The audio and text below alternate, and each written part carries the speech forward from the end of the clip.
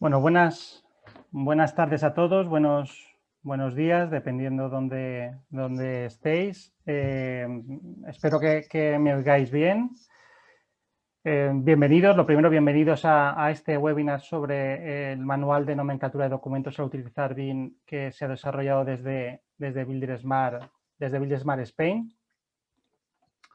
Bueno, la agenda es relativamente sencilla. Lo que queremos es explicaros el trabajo que hemos hecho, por qué lo hemos hecho así, qué conclusiones hemos llegado o qué decisiones hemos tomado para el resultado que hemos generado y escucharos y saber cuál es vuestra opinión, vuestras dudas, vuestras preguntas y contar, bueno, pues con la suerte de tener a varios de los miembros del equipo de trabajo. Yo os voy a dar simplemente la bienvenida. Soy Sergio Muñoz, presidente de Builder Smart Spain.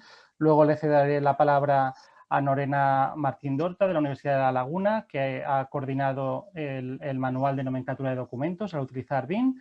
Y posteriormente pasaremos una mesa redonda moderada por otro de los coordinadores, por David Delgado Vendrell, de DDV, y en la que participarán Evelio Sánchez, de BIMRAS, María López Bustos, de CITD, Pilar Jiménez Abos, de INECO, y Javier García Montesinos, de Crea Soluciones Inteligentes. Por supuesto, lo que comentaba, cualquier comentario, cualquier duda, cualquier cosa que se os ocurra durante la mesa redonda, bueno, pues la podéis ir mandando. Estaremos atentos, tanto David como yo, para introducirlas en la mesa redonda. Y en cualquier caso, la sesión se está grabando y en unos días, más pronto que tarde, la subiremos al canal de YouTube de Builder Smart Spain. Bueno, arranco, ¿vale? De forma muy rápida porque lo importante viene después. Bueno, pues para el que no lo conozca, Builder Smart es una asociación internacional abierta, neutral y sin ánimo de lucro, cuyo principal objetivo es promover la digitalización del sector de la construcción, promover la digitalización de la industria, la digitalización de los activos, de los procesos, pero en base a estándares abiertos, ¿vale? En nuestro caso, Builder Smart Spain, somos el chapter de Builder Smart que hay en España y de momento el único que hay en español, pero esperamos que desde Latinoamérica pues finalmente aparezcan otros compañeros de viaje. Pues bueno, como Builder Smart Spain, aparte de tener los objetivos que os estaba comentando anteriormente, somos también un punto de encuentro para compartir conocimiento que sirva para, por un lado, crear buenas prácticas y recomendaciones, como esta que os vamos a enseñar hoy, y por otro lado, para difundir la metodología BIM.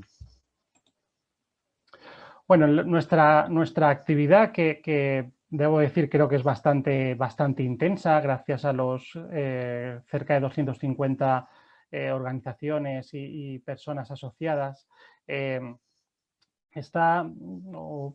Se divide en tres verticales principales, una por la cual intentamos subir el nivel de madurez BIM de nuestro entorno y colaboramos con otras organizaciones, tanto en España como de Latinoamérica. Tenemos el programa de certificación profesional de Builder Smart, organizamos workshops, tenemos grupos de trabajo. Por otro lado, otra línea enfocada a la estandarización, donde desarrollamos guías, recomendaciones, como esta que os vamos a enseñar hoy. Y por último, una más de comunicación, de difusión, a través de la cual pues tenemos diferentes observatorios, realizamos publicaciones, entrevistas. Bueno, en definitiva, intentamos dar a conocer experiencias que nos sirvan a todos para aprender y para crecer, ¿vale? Bueno, caminar juntos para llegar más lejos. Esta es nuestra premisa. Al final nosotros, pues creo que somos una especie de cooperativa donde creo que estamos alineados todos los que integramos Builder Smart Spain en este caso para conseguir cosas que por sí solo no conseguiríamos.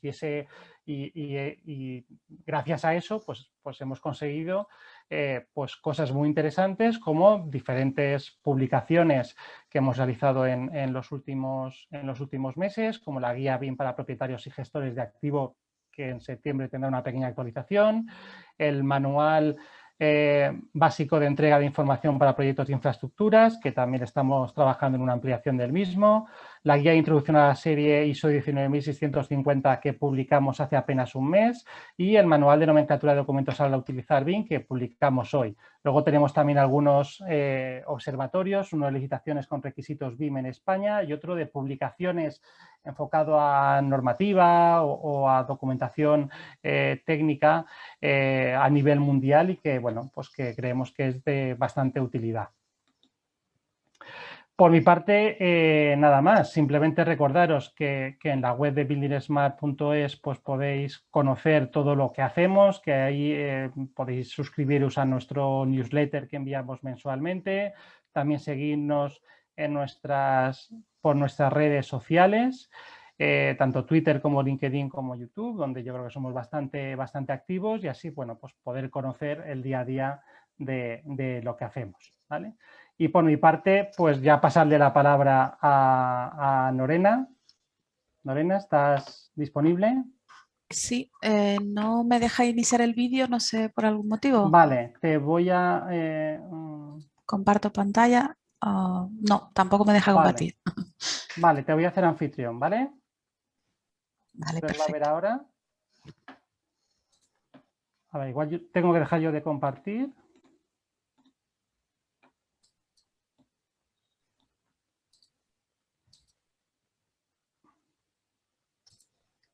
Vale, ahora lo veis, ¿no? Sí, perfecto, Lorena. Vale. Luego te pediré que me devuelvas el rol. Muy Vale, bien. perfecto. El vídeo no sé qué ha pasado porque no me gusta nada que no se vea. No se me ve, ¿no? A ver ahora. Ahora sí, ¿no? Uy, disculpen porque... Te vemos en la cámara, no te preocupes. Vale. Bueno, pues buenas tardes a todos. Primero, bueno, agradecer que estén por aquí. Yo creo que hemos hecho distintos avances de la guía y esta es ya la versión final, pero yo espero que sea la primera versión, ¿no? Bueno, como ha dicho Sergio, soy Norena Martín de la Universidad de La Laguna y yo, más que coordinar, yo creo que soy una más de este grupo, solo que un día se me ocurrió pues decir bueno, sería bueno sacar algún documento de este tipo, ¿no? Aquí, como ven en pantalla, es el grupo de trabajo que ha desarrollado este manual de nomenclatura en proyectos BIM, bueno, que se alinea con una ISO y por eso tiene ese nombre que le hemos puesto.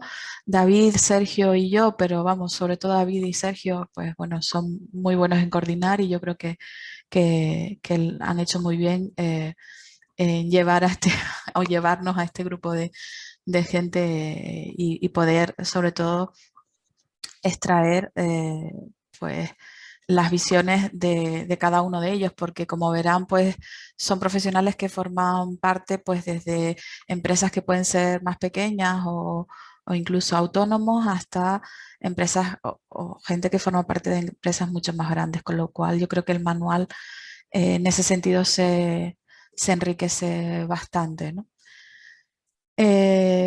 Como introducción a este contexto, bueno, aparte de darle las gracias a todo este magnífico equipo, eh, todos sabemos que estamos en un contexto pues, de muchos datos, ahora esto que se ha puesto casi en todos los artículos que leemos, el uso de la inteligencia artificial o el aprendizaje automático como temas de interés creciente y de interés creciente para nuestro sector, el sector de la construcción, porque hay un mayor movimiento a lo que implica la digitalización y sobre todo a la posibilidad de utilizar más datos para ayudarnos a automatizar muchas cosas que podrían ser automáticas o automatizadas y seguramente nosotros dedicar el tiempo a cosas que requieran mayor conocimiento y por tanto mayor reflexión y análisis, ¿no? La gestión de proyectos con metodología BIM enfatiza precisamente en los parámetros de cooperación, colaboración y comunicación, ¿no? Utilizando en este caso tecnologías digitales. La posibilidad de estandarizar componentes de la construcción y proponerlos para su prefabricación también es un indicador que nos lleva en el camino de ese proceso de intentar estandarizar para tener, pues por ejemplo, simulaciones automatizadas o pruebas de conformidad digitales que también nos permitan adelantarnos a posibles testeos de distintos tipos, sea de simulación, de funcionamiento, etcétera. Además, la comunicación de datos ya empieza a ser integrada y unificada entre las distintas partes interesadas, sea a través de sistemas que pueden ser muy sofisticados o sistemas que pueden ser muy digitales, pero muy simples, ¿no? Que a lo mejor no tienen tanta complicación. Bueno, ¿por qué usar nomenclatura? ¿Por qué usar unos criterios para denominar, en este caso, los archivos? Pues hay muchas razones, hemos puesto alguna, pero seguro que se nos ocurren eh, muchas o algunas más. Eh, Nosotros hemos puesto beneficios o ventajas que pueden aportar, pues aportar información a los agentes intervinientes, a los que participan en ese proyecto, proceso, disponer de un identificador único para cada documento que estamos compartiendo y por lo tanto que no existan errores en el trasvase de información, búsquedas de información más eficientes, ¿no? que esto también puede ser interesante y ahora lo veremos. Y mejorar también el intercambio de información entre los agentes a lo largo de todo el ciclo de vida del activo, ¿no? ¿Cuál es el objeto de este documento? Esto es importante que lo tengamos claro porque nosotros hemos insistido desde el principio y así lo he comentado que debería ser un documento versión 1 o versión 0 para que tengamos siempre en la mente de que lo suyo es hacer una segunda versión cuando veamos que lo podemos mejorar o adaptar a cómo se desarrolla el sector o a simplemente que hemos visto que haya cosas que no se ajusten a la práctica habitual, ¿no? Este documento es un documento que se ha decidido elaborar desde este grupo de trabajo de Building Smart y que ponemos a disposición del sector con el siguiente alcance, ¿no? Lo hemos hecho de aplicación tanto para edificación como obra civil para no crear un duplicado de documentos en función de esa área, ¿no? Que sea edificación o obra civil. Hemos logrado que sea un único documento con distintas vertientes, si es para edificación o para obra civil, o que lo podamos adaptar. Que sea un documento alineado, por supuesto, con la norma ISO 19650. Y importante también adaptado al mercado español, porque si no, no tendría sentido, porque ya existen algunas normas por ahí internacionales y simplemente la podríamos coger y ya está. Y en la medida de lo posible, procesable por aplicaciones informáticas o lo que pues, en inglés se llama machine readable, ¿no? Importante ya destacar que este manual no es un estándar ni pretende ser una imposición a nadie, sino que es una propuesta consensuada por un grupo de trabajo de Building Smart y que puede servir de punto de partida para su utilización por aquellas personas o por aquellas organizaciones que a lo mejor ahora en este momento no tienen o no tienen claro cómo denominar a sus archivos. Lo digo porque hay organizaciones que eso lo tienen muy claro desde hace mucho tiempo y lo normal es que sigan con su sistema si les funciona. Pero día a día, cada uno de nosotros lo hemos compartido, nos encontramos con empresas, organismos que realmente no tienen un sistema para denominar a los archivos, ¿no? Entonces, a lo mejor este documento, este informe que hemos desarrollado, puede servir de punto de partida, puede servir de documento de referencia, pero es importante que tengamos claro que no pretende ser una imposición, sino un documento de referencia. Hemos tenido en cuenta para su elaboración otros organismos internacionales, pero no, ni siquiera solo los que están aquí. Yo he puesto en el ámbito nacional, pues bueno, hemos puesto los distintos organizaciones que han sacado algún tipo de manual que nos ha servido de referencia y Reino Unido, Chile, pero es que hay muchos otros países que ya tenían un sistema para nomenclar los archivos mucho antes de la norma ISO 19650. Por eso no los he puesto ahí, pero ya hay un buen número de países que tienen sistemas, o sea que no ha sido exclusivo. Lo que pasa es que Reino Unido pues lo tiene adaptado a la norma 19650, ha hecho un anexo específico y pues en el ámbito nacional tenemos FGV, ETS, tenemos la Generalitat que tiene distintos organismos, vamos, tiene un manual y además hay distintos organismos de Cataluña que también han sacado distintos formatos o distintos manuales. Puertos del Estado, ADIF, AENAS, infraestructuras. Bueno, los hemos tenido en cuenta y por supuesto esto no nace de cero, sino de esos distintos informes o documentos de referencia, ¿no? La propuesta de nomenclatura consiste en una serie de campos, creo que lo ponía, no sé si en la siguiente transparencia, 10 campos en totales, 7 obligatorios y 3 que son opcionales, ¿no? Se recomienda utilizar la nomenclatura propuesta aplicando también el sentido común, la proporcionalidad y pudiendo ser adaptada según la tipología, tamaño y casuística de cada proyecto. Por eso decía que nos lo tomemos como un documento de referencia, que nosotros entendemos que para cumplir determinados requisitos de que sea leído por máquinas, etcétera, y que pueda ser fácilmente localizable, pues son los que están en este documento, pero que las empresas pueden utilizarlo también como documento de referencia y poder adaptarlo en función de sus especificidades, ¿no? Básicamente este es el resumen de los campos que comentaba, que ahora los voy a ir desgranando uno a uno y que, vamos, desde mi punto de vista no tiene lo que hemos hecho es pues intentar poner algún ejemplo con proyectos aplicados y para que se identifique cada campo en cada proyecto, el tamaño del campo y o el nivel de requerimiento y el tamaño del campo y su definición. En el documento aparece la denominación del campo, la definición, el nivel de requerimiento, la longitud y un ejemplo gráfico de cada uno de los campos.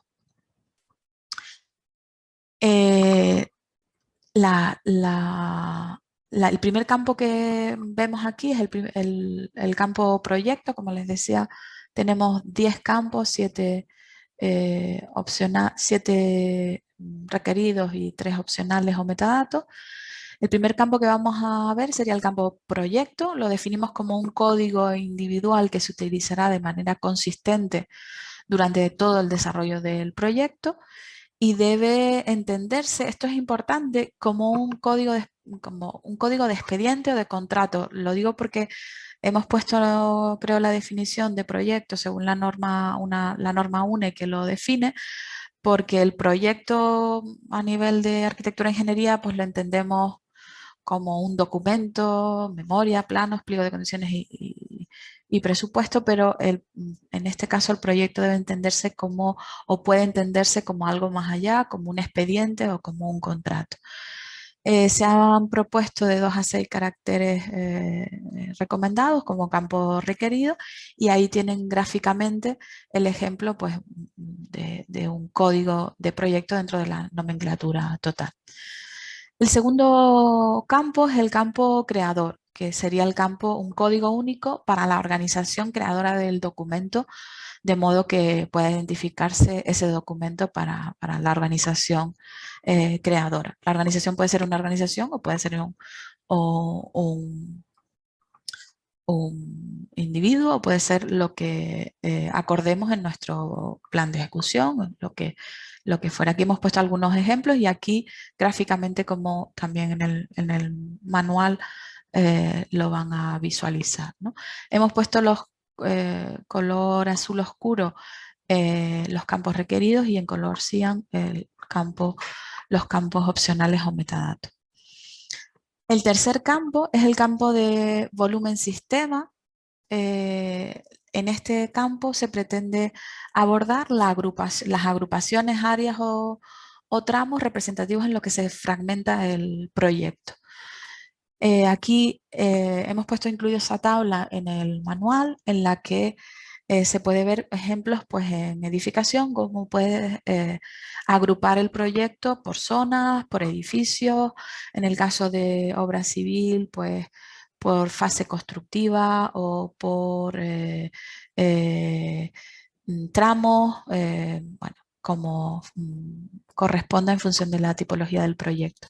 Y además unos códigos en función de si no aplica utilizar volumen, si se aplica a varios volúmenes, que sería la XX si no aplica o no hay volumen, la I si aplica a varios volúmenes y la Z se aplica a todos los volúmenes sistema, ¿vale?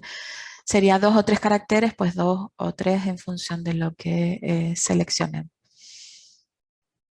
Este sería el campo número 3, volumen sistema, y el campo 4 sería el de nivel localización. En realidad es un código que identifica la localización de la información dentro de un determinado volumen sistema, ¿no?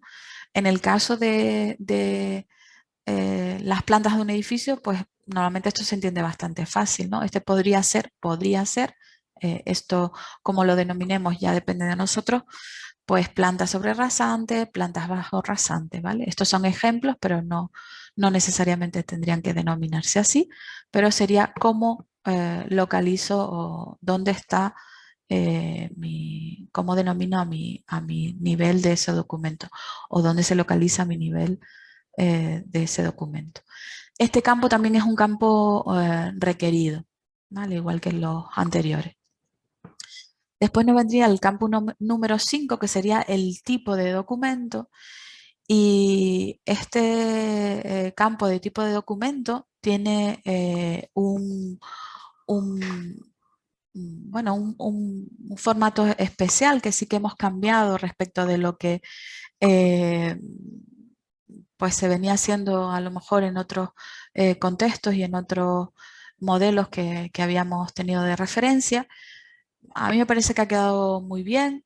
Básicamente la tipología del documento, modelo de información, plano, acta, memoria, identifica qué tipo de qué tipo de documento estamos hablando, ya sea un entregable o cualquier otro tipo de documento auxiliar que pueda generarse durante el transcurso del ciclo de vida de un activo y que requiere ser archivado, ¿no? Tiene 3 caracteres alfanuméricos y ahí tienen un ejemplo, pero realmente lo que tenemos es un anexo donde están un listado propuesto porque yo creo que aquí pues, puede ser que se incorporen o la organización decida que el tipo de documento lo adapta, pues hay un anexo en el que se propone las tipologías de documento.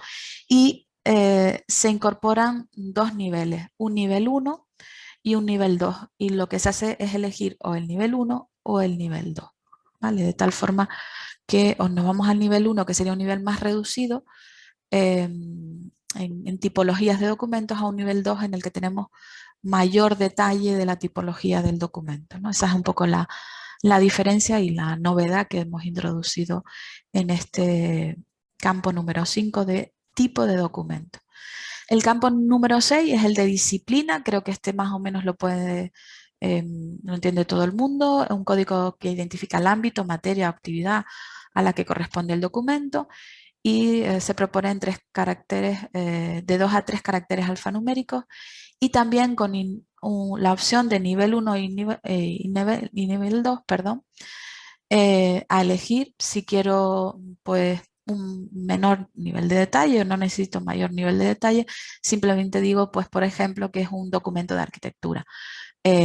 Pero si necesito desgranar qué tipo de disciplina, un documento no, que su disciplina es la de arquitectura. Si necesito desgranar dentro de arquitectura a qué va, pues tendría un nivel 2 en el que tengo 3 caracteres.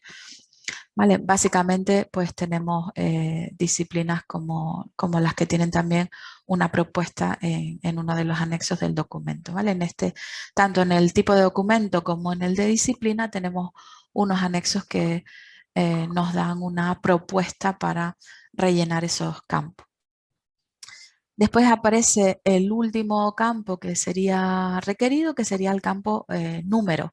Y es un código muy sencillito, código ordinal, que sirve para enumerar las partes utilizándose de elemento diferenciador cuando el resto de campos tengan valores iguales. Tenemos 3 caracteres numéricos, creo que esto provenía de 4 y lo hemos rebajado a 3. Y estos, bueno, algunos ejemplos y también lo tienen en la parte gráfica de ejemplos, ¿no? El campo número 8 sería el campo de descripción.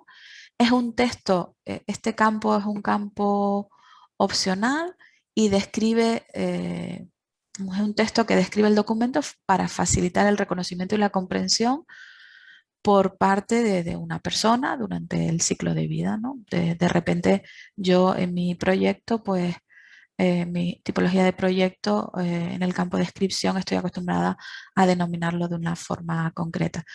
Hay que tener en cuenta que no se utilizan caracteres especiales como tildes o otro tipo de caracteres, se utiliza el formato camel case como lo tienen aquí y sin espacios, etcétera, ¿vale? Eso lo definimos en el documento.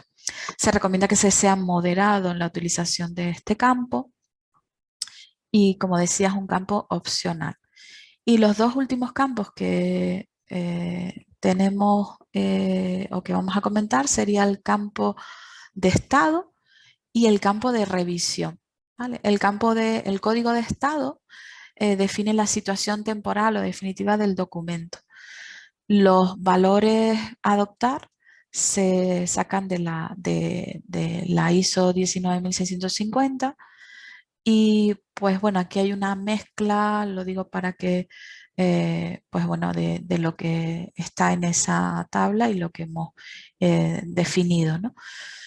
Tenemos un estado de work in progress, estado inicial, estado compartido no contractual, compartido para coordinación, S1, compartido para información, para revisión y comentarios, ¿vale? Esto se define también en el anexo.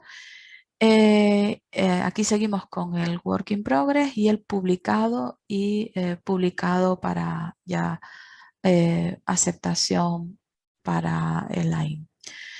Este código de estado es un código opcional o metadatos. ¿Por qué metadatos? Porque pues, si nosotros utilizamos un entorno común de datos, pues posiblemente esto se pueda incorporar como un metadato y no tenga que formar parte del nombre del archivo, ¿no?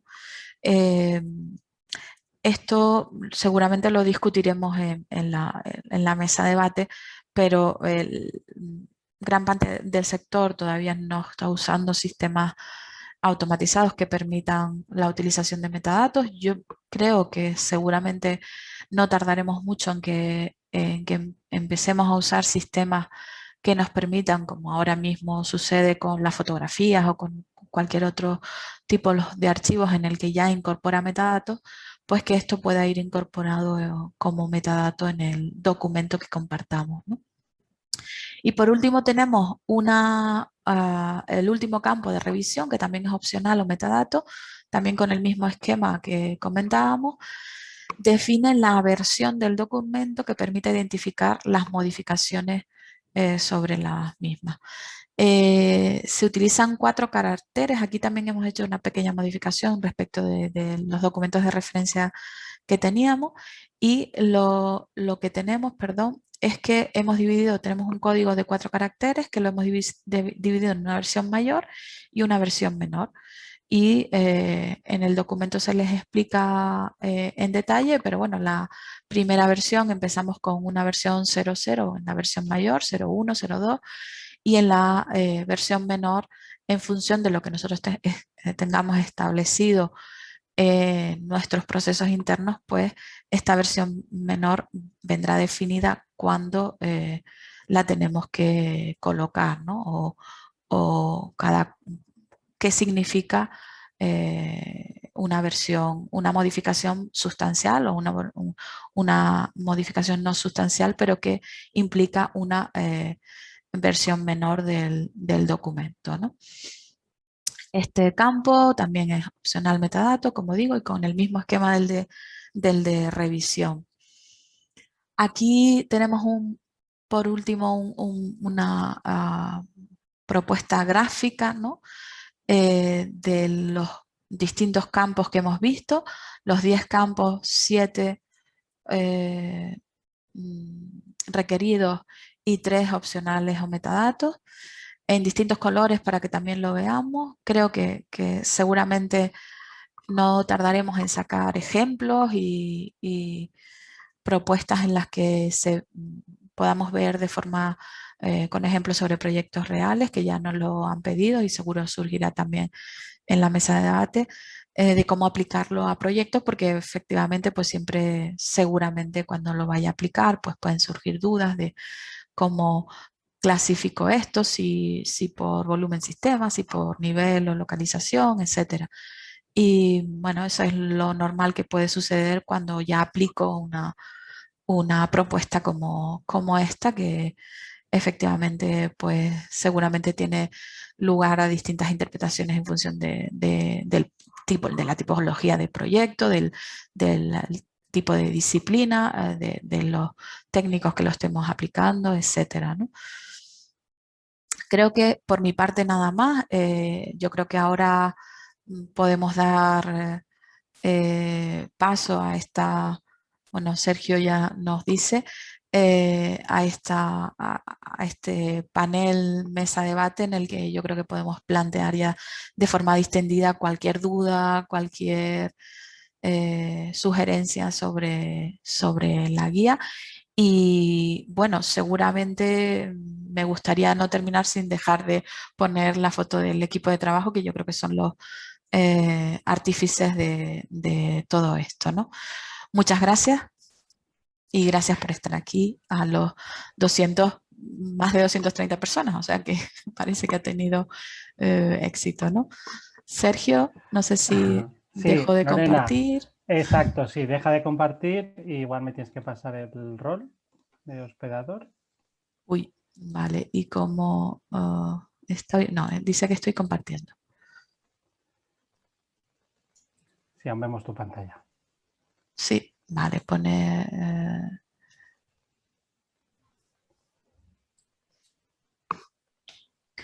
¿Aún ven la pantalla?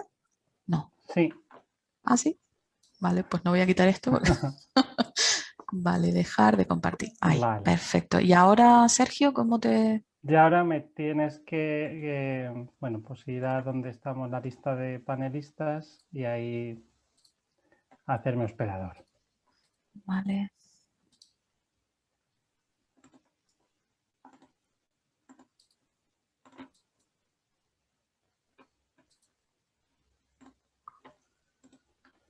Creo que ahora, ¿no? Ah, sí, creo que sí. Y yo me imagino que ahora veis mi pantalla también.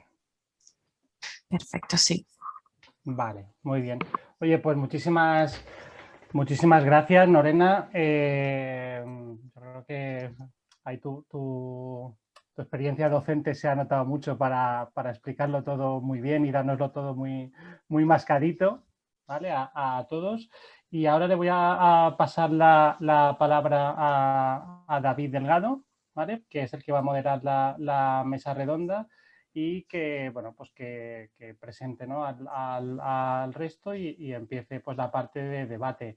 Comentaros por último que en la, bueno, pues que en la web ya está, en la web de Building Smart Spain ya está disponible el manual para su descarga y que tenemos, bueno, pues eso que veis en pantalla, que es una especie de versión reducida, ¿vale? Versión Lite, también en la web que la podéis ver. Y yo simplemente quiero hacer un apunte para terminar, y es que es verdad que este manual está desarrollado pensando en el mercado español, pero eso no quiere decir que no se use en otros mercados, sino que no queríamos tampoco imponer nada en ningún otro sitio.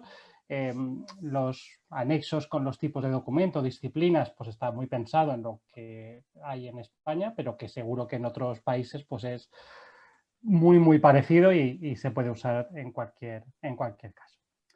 Vale, pues David, si te puedes... Sí, voy a ver. Buenas tardes y buenos días. A ver Muy si bien. puedo activar el vídeo y si no, pues bueno, sin vídeo. Sí, prueba a ver. Me Espera, dice que lo del José.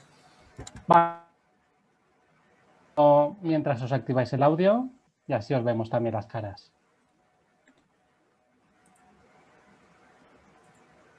Sí, para activar el vídeo es lo que te digo, Sergio. No podemos, Sergio. Me tienes que pasar el host, Bueno, y yo creo que no podremos. Bueno, voy a ver si lo intento por otro lado, pero yo Ok. creo que podemos seguir así de momento.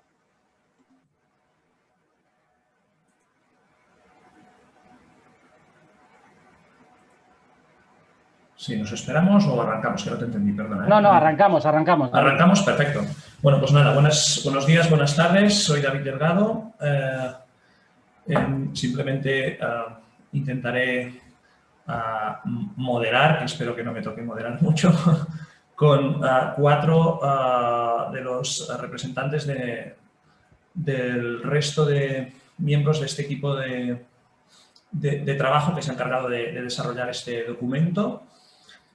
Como ya inicialmente os ha comentado Sergio, pues bueno, tenemos entre nosotros a Evelio Sánchez, a María López, a Pilar Jiménez y a Javier García, con la intención de, sobre todo, extender aquello que el propio manual, en tanto que documento, ya explica de forma sintetizada, pues de alguna forma, pues ya que han sido coautores del documento, que puedan pues, bueno, debatir alrededor de ciertos conceptos que subyacen en el mismo, ¿no? Con la intención de, pues, como digo, de que se complemente y que se pueda entender mucho más por parte de los que están atendiendo hoy aquí, y quienes en 2 próximos días o semanas pues puedan ir revisando el documento. Para ello, y simplemente con la idea de tener un poco de sustrato para este debate de los siguientes minutos, pues bueno, les voy a trasladar unas preguntas o cuestiones que les sirvan a los panelistas de la mesa para poder arrancar con el debate. Así que, un segundito. Probad el tema del vídeo, David. A lo mejor ya funciona. ¿Sí? ¿Lo pruebo? Sí, yo creo que ahora ya podemos, ¿verdad? Pues nada. Ya tenemos caras y se confirma que estamos por ahí. Pues como digo, voy a trasladar 3 preguntitas o 3 temas. Tenemos 30 minutillos, ¿vale?, por delante. Pero bueno, sintámonos cómodos de alargar más una u otra en función de, o simplemente o no contestar y cambiar la pregunta. Así que hay flexibilidad. La cuestión es que podamos acometer con este objetivo de expandir lo que el manual hace.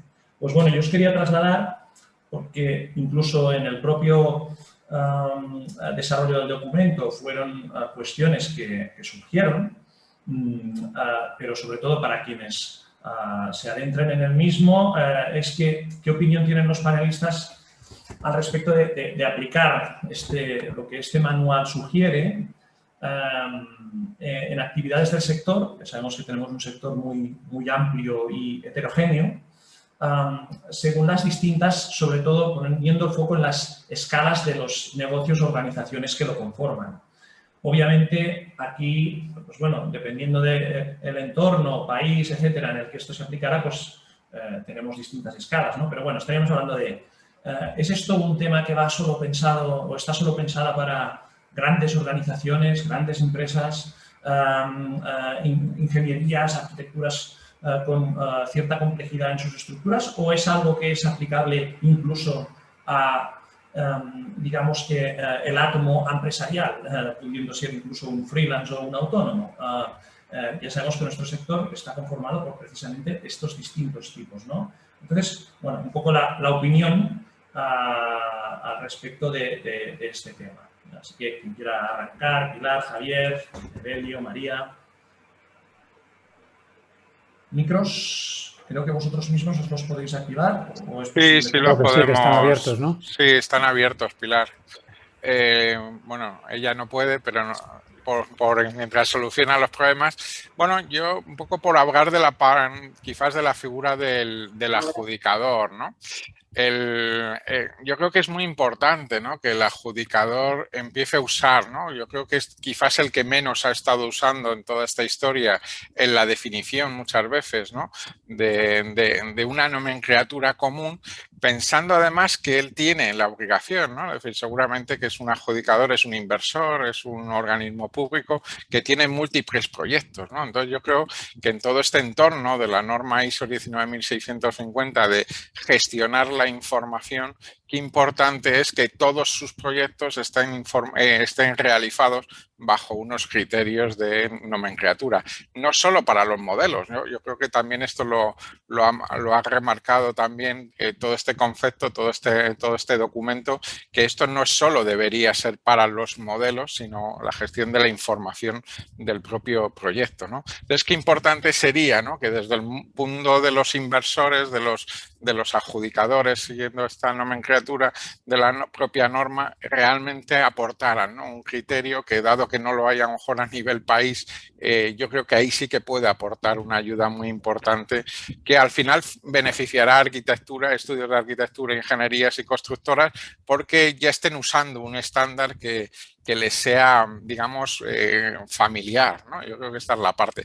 Porque yo creo que estábamos acostumbrados a cada uno usar nuestro propio sistema, ¿no? Y entonces esto es incompatible con los requisitos, a lo mejor, o con las necesidades que tiene ese adjudicador con respecto de los otros agentes, ¿no? Yo creo que esta es una figura un poco comprometida, un poco que sí que puede dar debate, ¿no? ¿Quién es el que tiene que marcar en un proyecto digamos, esta nomenclatura? Y para mí siempre será pues el inversor, ¿no? El adjudicador, ¿no? Hola ya, Pilar, que te quita la palabra aprovechando. Ya tiene el micro para intervenir. Y precisamente con sí, esto bueno, yo en la misma línea que Javier, yo concuerdo que a priori el promotor, que en el fondo va a ser el receptor final de la documentación, en particular en la fase de diseño, porque es verdad que en la fase de construcción estaba pensando ahora que el promotor de un edificio de viviendas va a recibir la documentación, pero también va a acabar recibiendo la documentación cada uno de los compradores de vivienda, ¿no? Pero a priori el promotor debería ser la figura que de alguna manera marcara las reglas de cómo vamos a nombrar los archivos y cómo vamos a hablar todos el mismo idioma.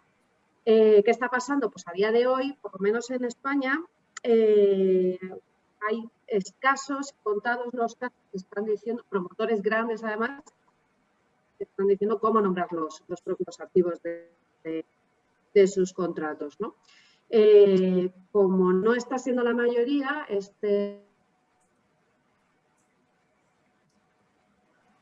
Pilar, te hemos perdido. No sé si sistema que estamos proponiendo va a servir para... Se te entrecorta, Pilar. No sé si por el vídeo, quizás para salvar la explicación que nos estás dando, ¿eh? No sé. Ahora se te vuelve a escuchar. A ver si lo puedes probar. Bueno, lo que está diciendo es que la lógica debería ser el promotor, el primer impulsor de un sistema de nomenclatura para que hablemos todos del mismo idioma, pero en el caso de no hacerlo podremos ser los distintos agentes intervinientes quienes propongamos un sistema que bien podría ser este, ¿no?, como punto de partida. Bien, se entendió el mensaje, Pilar, al final. Hubo unos pequeños cortes, perfecto. ¿Qué opináis, María, Evelio, al respecto? Intentando también complementar esto que en la imagen compartida también se intenta trasladar, ¿no? Estos conceptos que en la ISO 19650 en cuanto a adjudicador, adjudicatario, y en la línea de lo que Pilar comentaba, ¿no? A la falta de alguien que nos lo requiera, es decir, aquí hay un tema también de madurez, ¿no? Muchas veces puede haber incluso más madurez por quien vaya a ser el adjudicatario que no incluso el adjudicador. ¿Qué pasa en estos casos? Yo creo que, y además es algo en lo que a mí sí me gustaría insistir, es que esto debe ser. Yo entiendo que todos deberíamos tener la idea de adoptar de alguna forma un estándar dentro de nuestras organizaciones, sean estas lo pequeñas que sean, ojo, porque el hecho de que tengamos pequeñas organizaciones no quita que tengamos un orden y una estructura dentro de la información que manejamos. A partir de ahí, y lo digo también ligando un poco con alguna pregunta que veo por el chat y en el bloque de preguntas, la compatibilidad que exista fuera de nuestra organización, sinceramente, es lo de menos, porque lo que importa es que tengamos una organización clara dentro de nuestras estructuras. Si tenemos esa organización, el hacer compatible nuestra organización interna con los requerimientos que pueda tener un cliente o hacer que nuestro cliente adopte esa estructura de organización que damos a nuestra información es realmente sencillo. Lo que es complicado, por no decir imposible, es tratar de organizar un caos junto con otro caos. Entonces, el plantearse qué pasa cuando el adjudicatario no tiene una estructura similar a la mía o no tiene mi estructura, pues no pasa absolutamente nada. Si hay dos y uno tiene una estructura clara de organización de la información y el otro no, pues debería plegarse el que no la tiene al que sí la tiene. Y esto vale para el adjudicatario como para el adjudicador. ¿Qué pasa? El caso, digamos, más problemático, el que a mí me plantearía más problemas, porque el del caos con el caos ni lo planteo, es la situación en la que yo tengo una organización de mi información y otra empresa, otro agente tiene una estructura diferente. Bueno, pues ahí, como en el plan de ejecución BIM, tocará ponerse de acuerdo en los mínimos elementos comunes. A partir de ahí empezar a trabajar.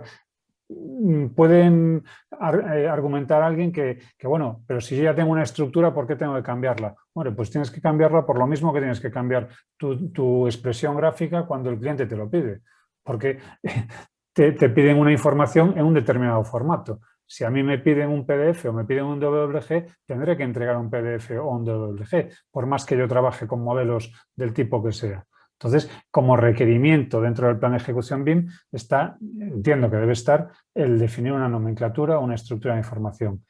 Y ya para dejar paso a María, que yo me enrollo, lo que sí está claro es que sin ella no podemos o no tiene sentido el gestionar esa información.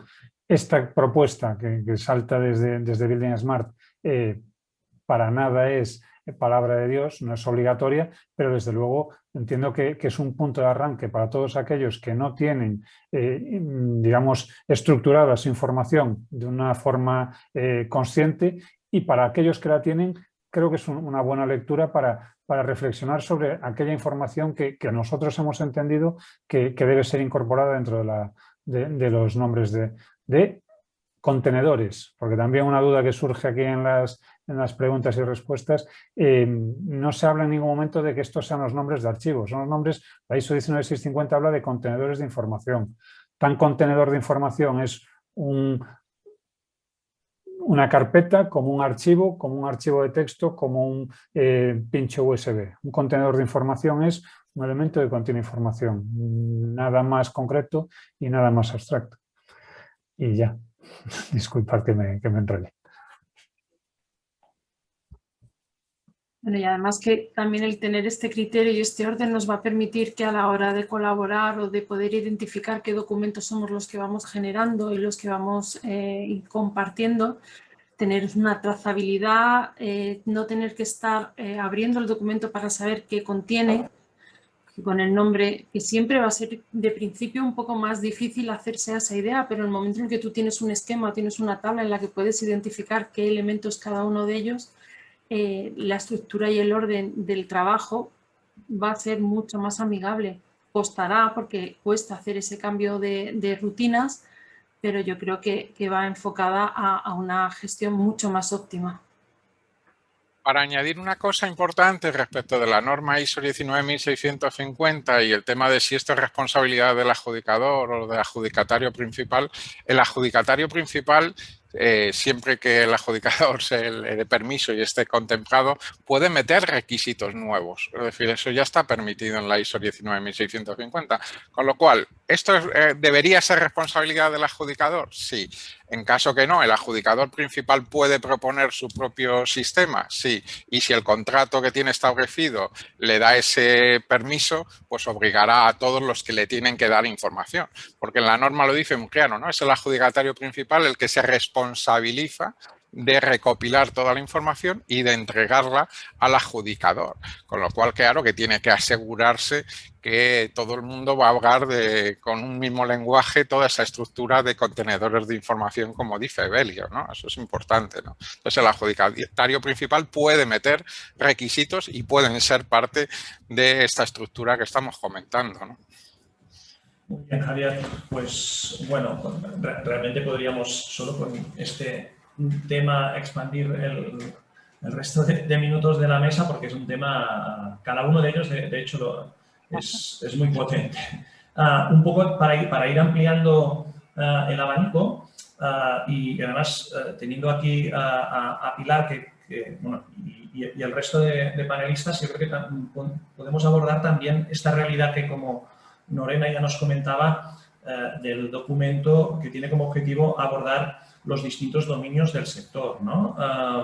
Entendiéndolos como el de edificación y los distintos subdominios de infraestructuras y demás. Entonces, la idea es, con el fin de evidenciar, ¿no?, las distintas realidades que tenemos, un poco comentar, ¿vale?, cómo esta estructura de campos que propone el documento se hace versátil para dar respuesta a estos distintos dominios, ¿no? Un poco explicar también qué podríais destacar, qué campos creéis que pueden ser aquellos que pueden dar esta versatilidad, un poco también el tipo de trabajo que se ha hecho durante el desarrollo del documento, ¿no? He dicho Pilar, pero cualquiera de vosotros, más que nada por... Bueno, es verdad que en la participación del documento yo he puesto el ojo en que os pudiera servir también para nomenclatura de aquellos activos digitales que afectan a contratos del sector infraestructura, particularmente el de obra lineal. Porque por infraestructura entendemos también que es un aeropuerto y un aeropuerto lo marcaríamos dentro de edificación, ¿verdad?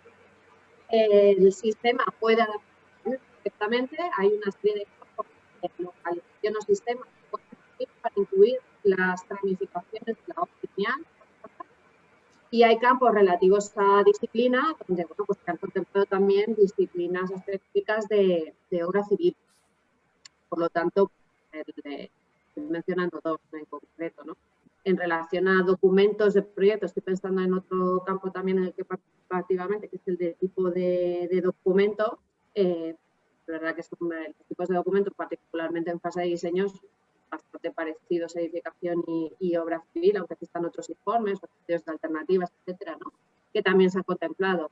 De manera que, bueno, el sistema es versátil, lo suficientemente versátil como para que pueda servir a ambos dominios. En el caso de infraestructura, pues, si pensamos en proyectos de ferroviarios, donde además combinan ambas partes, ¿no?, porque podemos estar afectando a una estación, por tanto ahí tenemos edificación y podemos estar afectando a un tramo, pues combinando ambas partes, ¿no?, obra civil, obra lineal en concreto y edificación. Entonces, desde esta óptica hemos tratado de que el sistema sirva por dominios. Muy bien.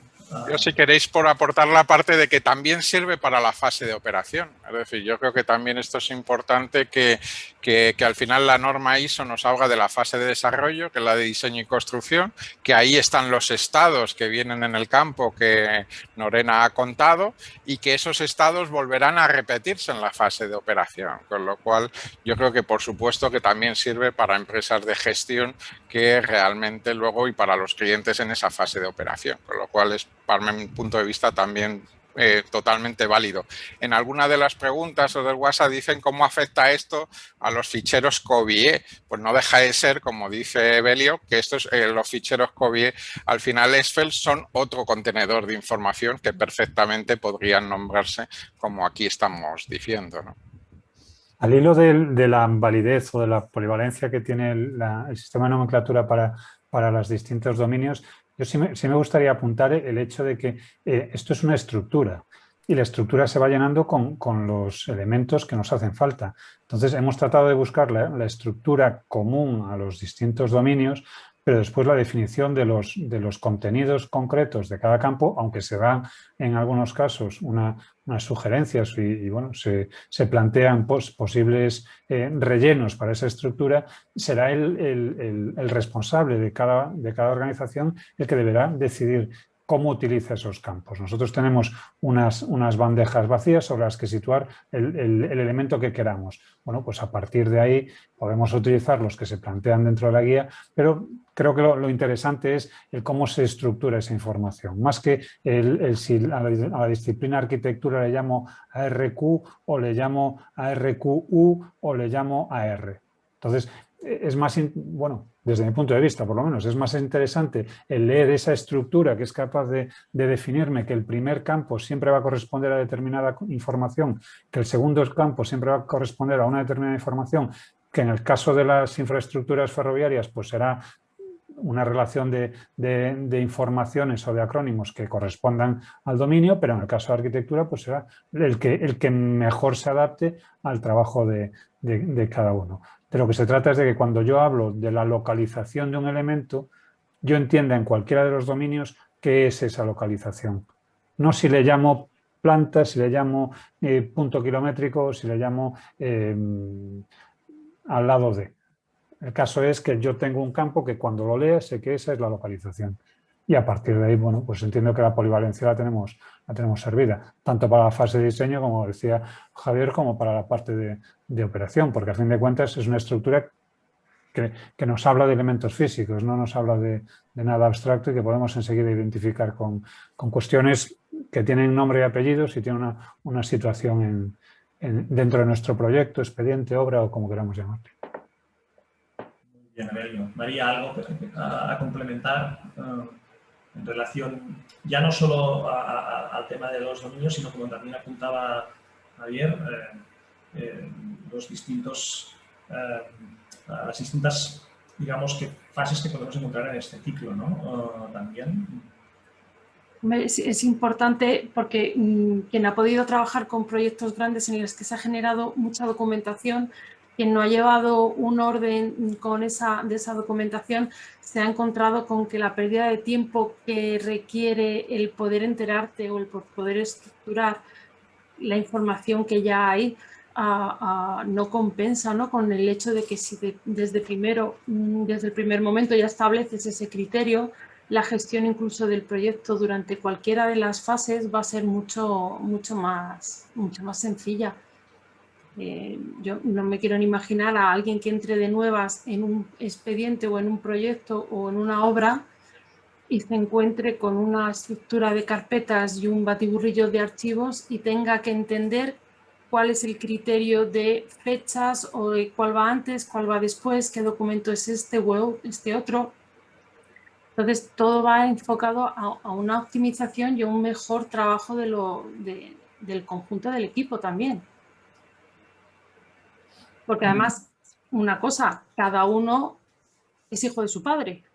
A mí me puede gustar poner las cosas de una manera y hay otros que las pondrán de otros. Entonces, ¿cuántos no nos hemos encontrado con archivos o con documentos en los que los parámetros unos los ponen con un punto, otros los ponen con una raya, el mismo parámetro, y lo único que cambia es el elemento separador, ¿no? Pues estableciendo un criterio también se evitan duplicidades y documentaciones erróneas. Perfecto. Si os parece, vamos avanzando y vamos a tocar un tema, y con este remataríamos esta mesa. Un tema que ya se ha apuntado, que en el chat también en alguna de las preguntas ha surgido, ¿no? Y que Lorena también lo ha comentado, que es la cuestión de qué opináis en relación a esta estructura multicampo que tenemos, ¿vale? Entendiendo que mantenemos tanto el número de campos como su orden, un poco en la línea de lo que comentaba Evelio, ¿no? Es decir, es un tema de, por lo menos lo que propone el documento, es el de acostumbrarnos a que tenemos una denominación, una identificación de esos archivos estructurada por una serie de campos en los que nos vamos habituando a estructurar esas denominaciones. Pero claro, ¿qué ocurre o qué creéis? Porque esto es una cosa de futuribles, ¿no? ¿Qué ocurrirá? Un poco lo que Lorena ella misma ya también se ha atrevido a lanzar en los próximos tiempos. Ya veremos si será un corto, medio o largo plazo, con la realidad del trabajo en entornos, llamémosles entornos comunes de datos o no, o sea como fuere, entornos que nos permitan hacer una gestión del concepto llamado metadato, ¿no?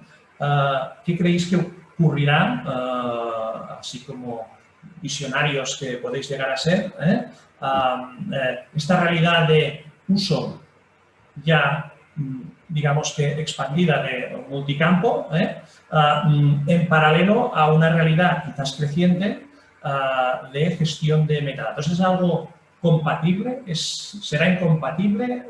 ¿Una cosa hará que la realidad multicampo desaparezca, en el sentido de que podemos enriquecer y entender, no solo nosotros y las máquinas, la denominación del archivo, porque ya hay unas etiquetas en esa estructura de metadatos que me informan? ¿Qué opinión tenéis al respecto de todo esto? Venga, ¿quién se lanza? Si no os animáis, me lanzo. Yo voy a expresar una opinión, pero sobre todo un deseo, ¿no? Por dónde me gustaría a mí empiezas bien, Pilar. que fueran los entornos comunes de datos, ¿no? Claro, a día de hoy el sistema de nomenclatura, los sistemas de nomenclatura se están basando en permitirme la expresión, en un chorizo de caracteres numéricos y numéricos. Y eso, pues las máquinas lo entienden muy bien, pero a los seres humanos nos cuesta un poco más porque no tenemos muy buena memoria. Y entonces no sabemos que el código ALJ es acta de no sé qué, ¿verdad? Nos resulta más fácil leer en una descripción, que es un campo que también hemos incluido en la nomenclatura, en este sistema, acta de recepción, por ejemplo.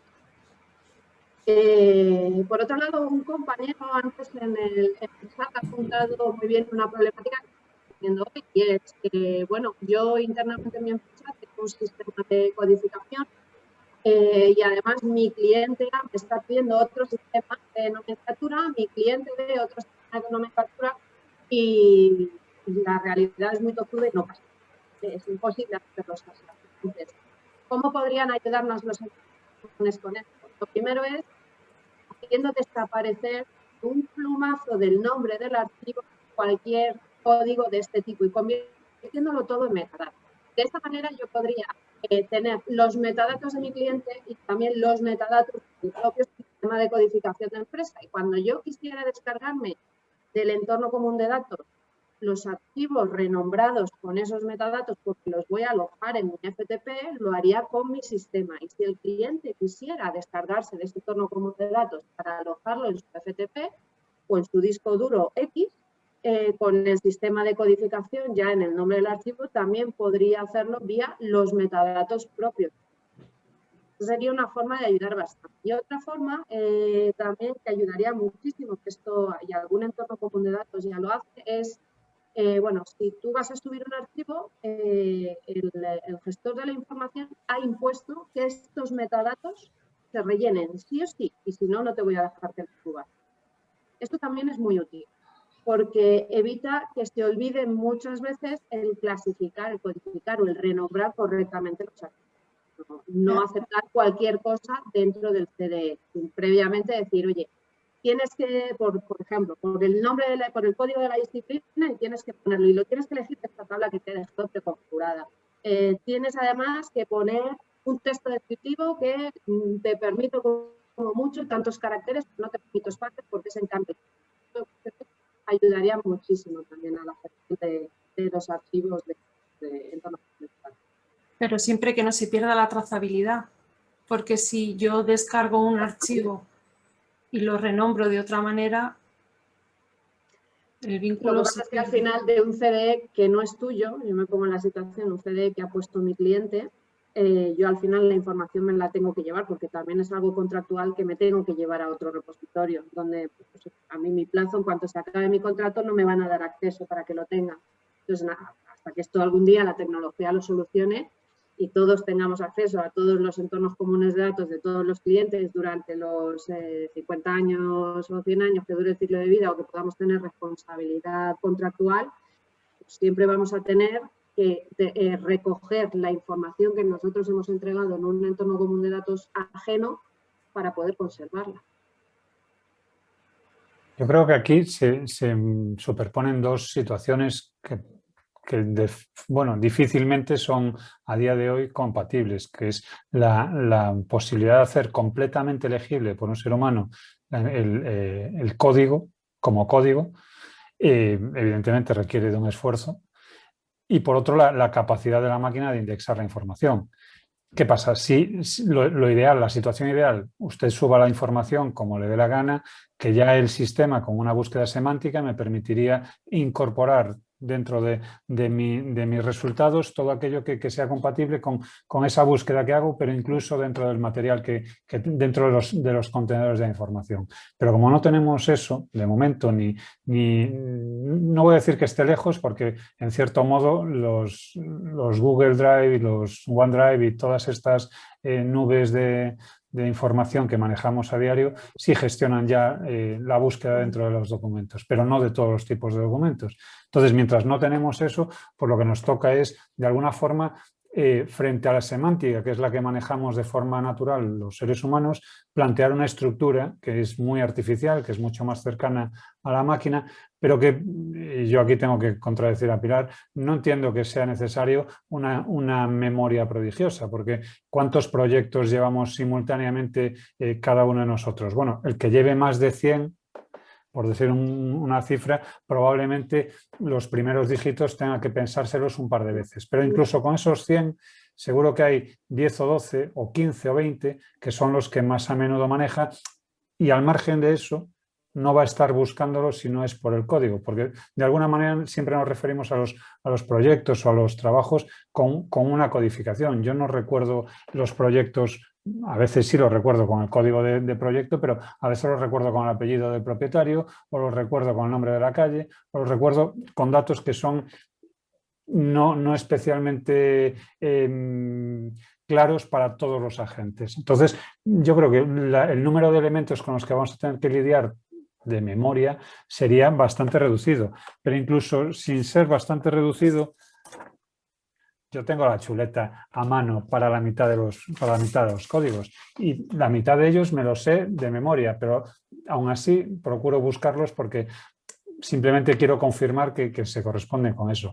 Si esa chuleta que yo tengo la convertimos en una herramienta que además me impide una barrera de paso, que impide que la información llegue al CDE, pues fantástico, y además es bien sencillo de implementar. ¿Qué pasa? Que decías tú, David, los metadatos. Bueno, pues los metadatos es información que enriquece por encima de lo que nosotros estamos añadiendo.